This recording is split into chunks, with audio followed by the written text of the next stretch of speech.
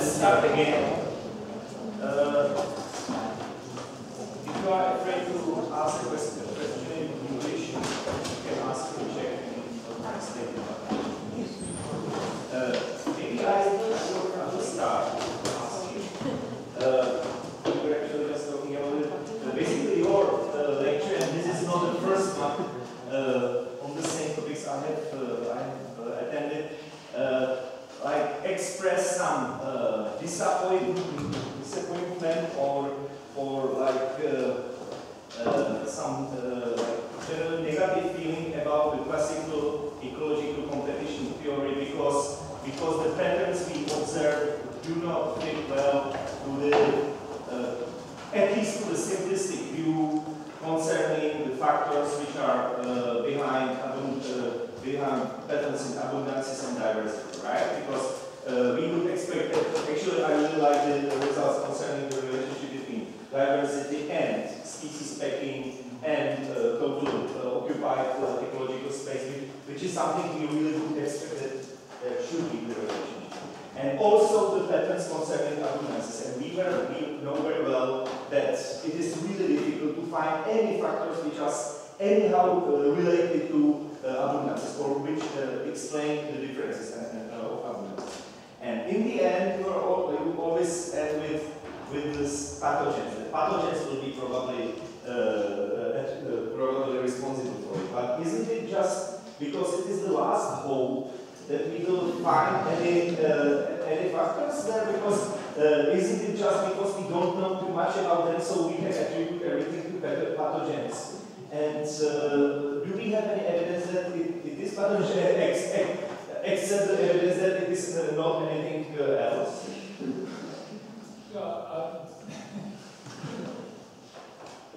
I'll make a couple of observations about that. I mean, one is that because the variation in abundance and distribution is very labile and very close to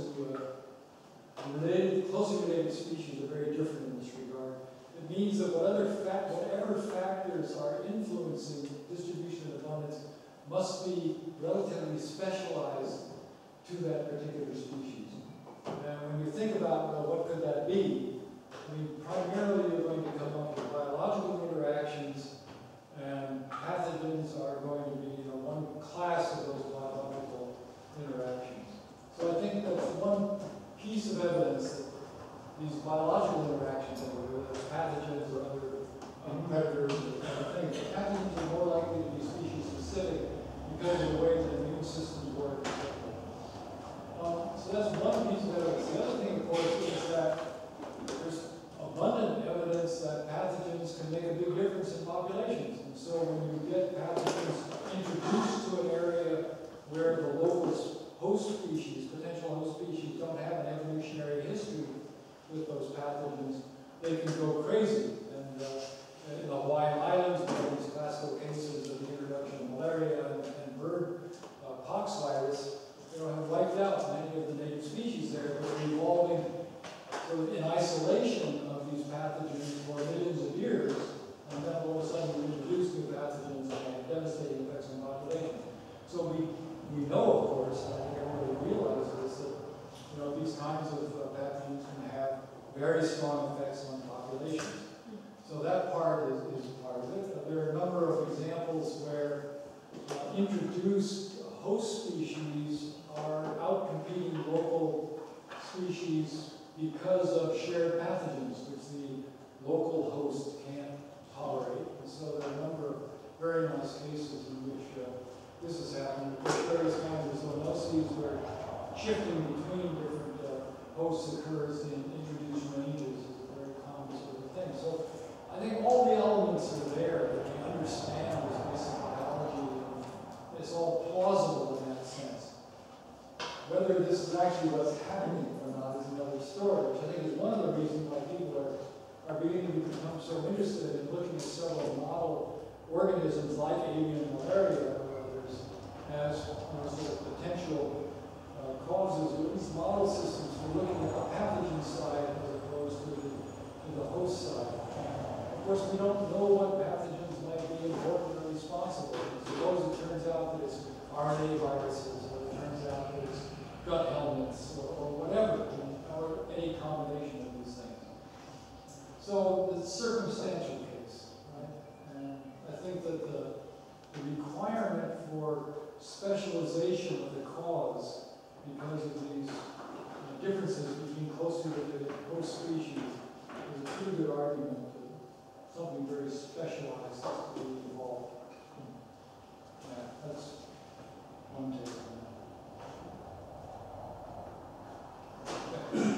that. You explained perhaps almost all concerning the factors of diversification and biodiversification processes. Perhaps except for the role of the community context and say gamma diversity upon the rate of diversification.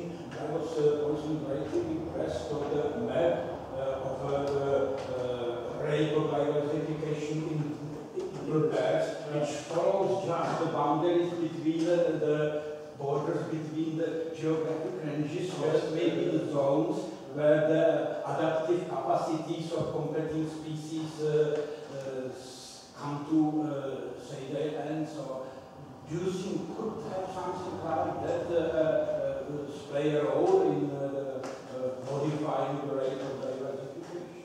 That's a really interesting question. I mean, I'd have to say yes. That's the short answer. Yeah, I think, well, we just have a long way to go before we really understand the sort of these regional concepts of diversity relation in any kind of organ. Of course, these are historical processes, and we can't go back in time very easily. We lack fossil evidence for most things, and phylogenetic reconstructions are trying to leave out a lot as well. And we don't know the distributions of these species, even though we know their phylogeny and their relationships. So I think we're going to have to gain insight through contemporary distributions and processes that we can actually look at in the wild. And there may be areas where continents are coming together, in fact, where faunas or floras are kind of mixing in some ways. Indications of that. Of course, there are special areas that are sort of hotspots of diversity, like the Cape Flora in southern Africa, which may also provide clues. And I think everybody thinks that that's not an ecological cause, but really an evolutionary and diversification cause for the high diversity in these hotspots like Cape Flora. So yeah, these are going to be very important.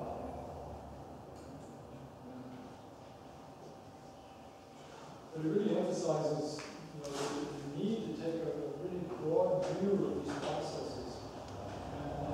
And ecologists have always focused on the local plot, in the backyard, which is natural. I mean, that's where you can study things, that's where you can do experiments. And we've learned a tremendous amount from looking at the local interactions. But the reality is that every species that occurs in a local patch of forest has a distribution throughout the region, which is different from every other species that's occurring locally. And so all of these things are, the population is really an entity in some way, and one has to understand the distribution of the entire population, understand why species are coexisting in a particular place. And that's something where ecology needs to broaden out a bit. And of course, with macroecology being developed now, where we now have global data sets and we know more about distributions, I think the potentials are there. Ecologists are beginning to pay much more attention to this. So it continues to develop. Maybe I have a question, because on the start of the lesson, of the lecture, you talked about some diversity of trees in the forests. And I think there are some African rainforests, tropical rainforests, with just only one or two species of trees. And if you maybe know where is the problem, why aren't in this rainforest just thousands or hundreds of trees and not the only one or two? My understanding of that is that these monospecific stands of trees are because of soil conditions, and usually because of flooded soils, And so apparently there are only very few species which can actually tolerate the more or less continual flooding conditions. These are areas that are low and accumulate water, and the soils never dry out and aerate. And apparently there are just a small number of trees that are specialized. That's the story. And I don't know whether there's anything more recent on that at all. It's a very interesting phenomenon. You go into areas in tropical rainforest and you get these non-specific stands that occur over sometimes quite large areas. And I think that most people are explaining that by sort of the soil conditions, the adaptive conditions. But then why aren't more species adapted to those particular conditions? And that's what I'm telling you. We always keep getting pushed back to other questions.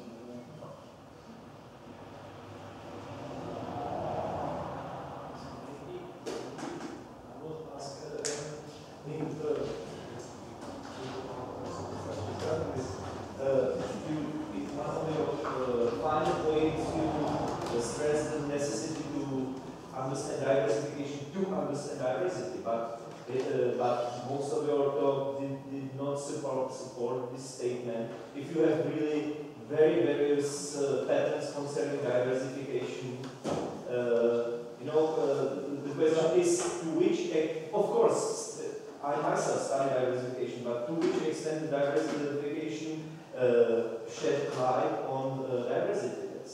Yeah, there are also, as I pointed out, so many contrasting results on the rate of diversification. I think it's, partly it's very difficult to study. I mean, all we have are contemporary species and their relationships.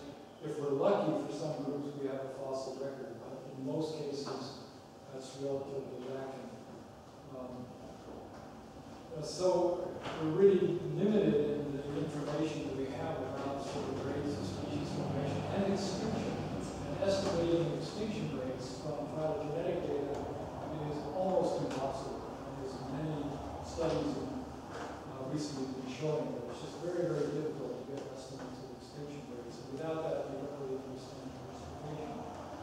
So, in many ways, I think that our understanding is going to have to be made up of sort of a composite of different groups of organisms in different geographical areas, providing some insights, and other groups in different geographical areas, or perhaps marine even versus terrestrial, providing additional insights, until we build up enough of a picture from these various systems that we can begin to put pieces together in some way. So, for example, I mean, the marine sediments contain a very, very long record of things like diatoms and foraminiferans, which can be used to look in some detail at changes in the composition of various communities in open marine systems over very, very long periods of time. The fossil record is extremely good. Mammals are also very good for that in some different areas, whereas for other groups, it's just terrible. You can't get decent information out of it.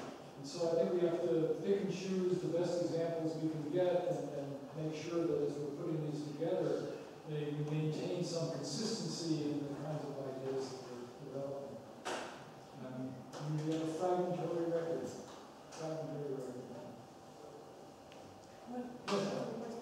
You were talking about something about like the attributes of the regions, like determine the diversity of, and which attributes? Well, okay, I mean, in the one slide I showed, which had to do with passing birds, the area of the region, just the area, the outline of the region, and whether it was basically tropical versus temperate. I mean, those two things alone account for almost all the variation in regional numbers of species. And the local diversity in, say, a 10-hectare plot are also reflecting those regional diversities. There's really quite a close correspondence. And so... And you think that if you go to continental scale, you can do something like that? If you go to continental scale, you think that you can do? Yes, it was a continental scale. It was continental. That was continental scale, that's right. And so that regional process of species formation and holding species feeds all the way down to the local scale pretty much. And so that's why I think that understanding the diversification process as a large geographical historical process will help us to understand diversity patterns. Not necessarily why species are distributed in particular places within those continental regions, but the overall. For me, this is interesting because it's a different approach. Yes. Of the,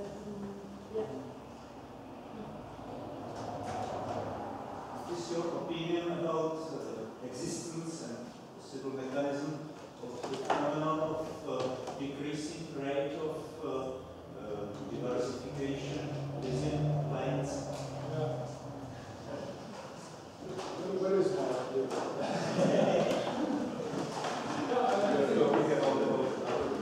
We've been talking about that, and of course, as David points out, if you go back to the old paleontology books, you see all these illustrations of clades increasing and then decreasing again. And we find this idea that nothing is... I mean, the generality of it, the trend of nearly always decreasing rate of diversification. Yeah.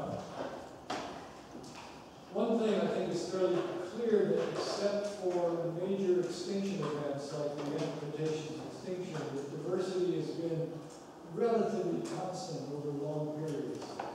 Okay, and so if there's a good fossil record for foraminifera or mammals or plants or something like that throughout the Cenozoic, for example, not huge differences in diversity. So what that means is that there has to be a constant turnover. In other words, that things really are, on average, pretty much balanced. Because we know from phylogenetic reconstructions that speciation and these phylogenetic divisions are taking place all the time. So those have to be matched in some way by extinction. So overall, I think that the diversity is more or less in some kind of equilibrium on a large scale. And that means that any group which is increasing very rapidly eventually is going to reach some kind of limit in that decline, perhaps at the expense of some other group that begins to increase and diversify. That's, I think. But the speciation rate, rate of Yes, splitting of lines, so it was claimed that it's decreasing, mostly decreasing in any glide. Yeah, but that's, I think, because we can't estimate extinction rates at all. And so it's kind of, Bobrovsky, for example, has made the argument that most of this variation in diversification rate is due to speciation rates. But we can't see extinction, and I think it's very difficult to interpret that. I know there have been attempts by a number of people using very sophisticated analyses to try and look at extinction from phylogenetic information, and you can't do it. I've tried this myself, and people much smarter than I have tried this. It's just very, very, very difficult. The point is something. Yes.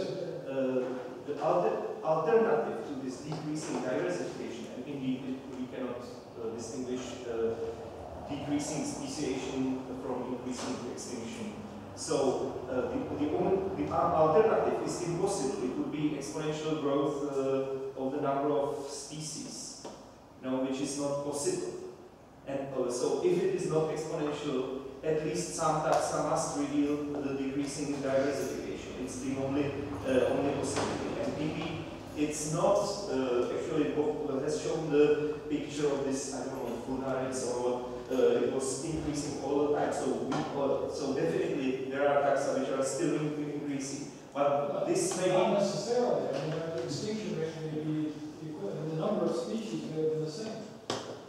Yeah, sure. But increasing in terms of what we can gather from the phylogenetic, obviously. So, but it is obvious because if some taxa are decreasing, it means that in the beginning they were increasing. It's like. But when a number of taxa is controlled, statistically controlled, then number of speciation per species is decreasing. It can be decreasing even in this statical model.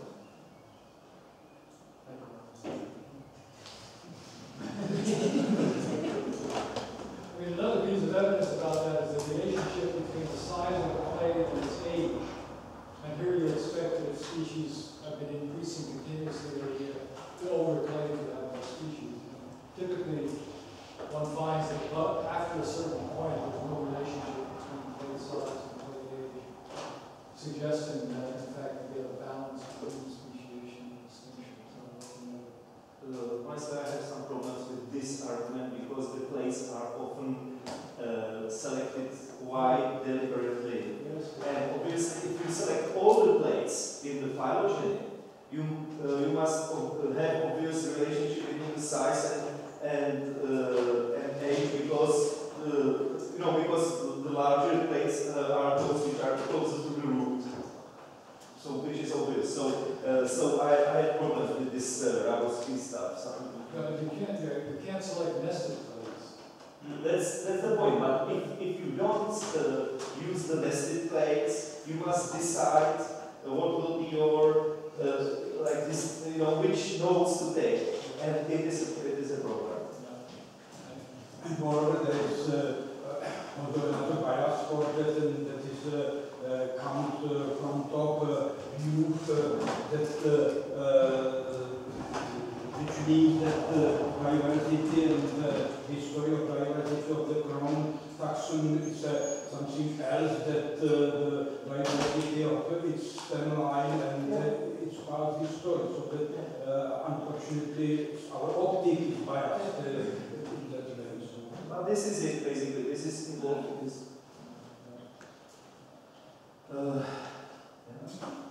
Is there any evidence that more huge clades of some species to show they have more predators or pests or pathogens, so that really these pathogens interactions just trigger this speciation?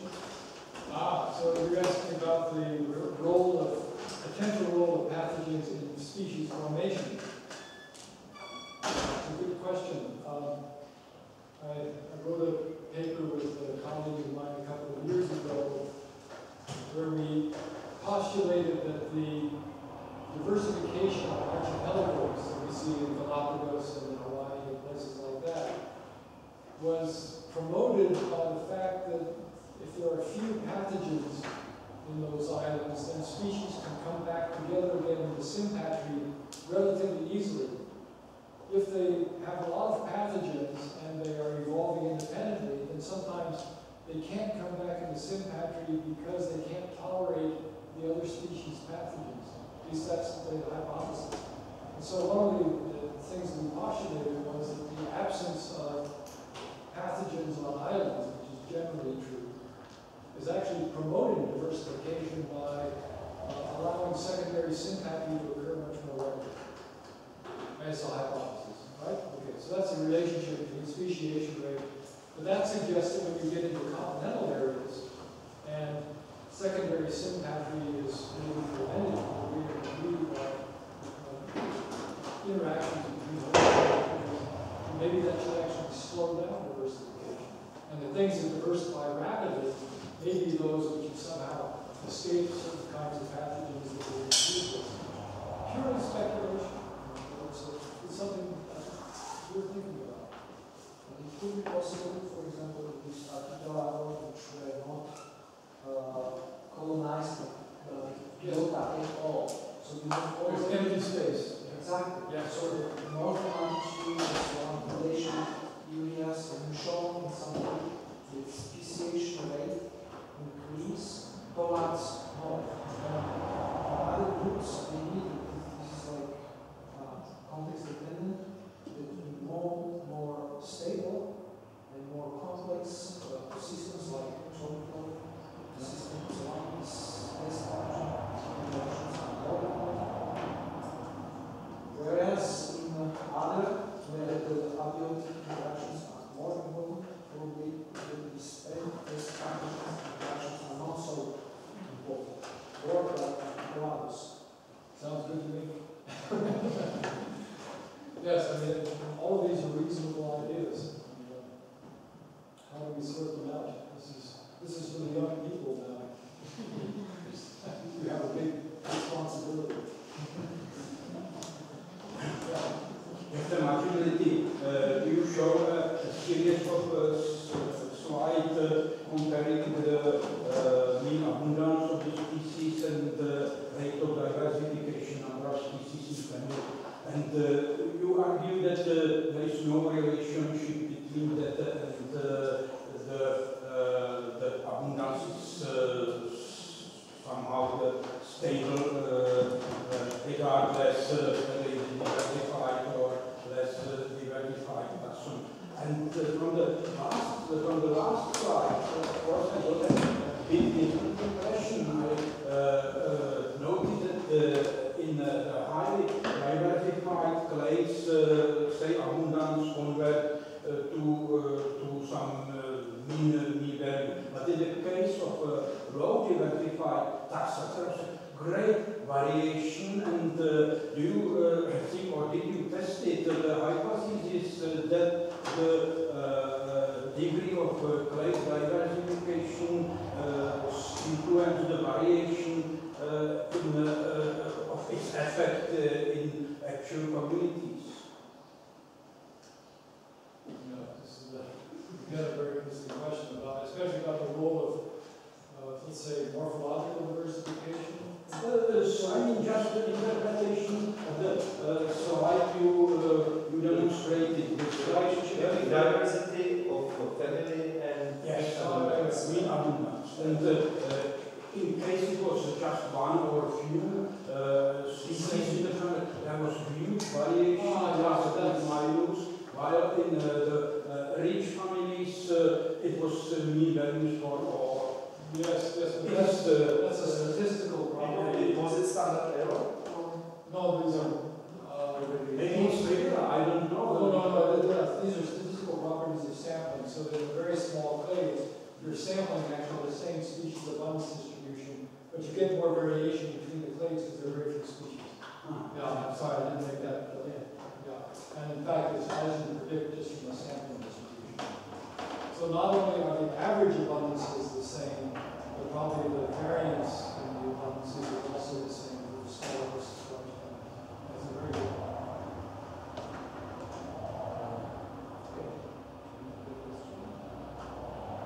If not,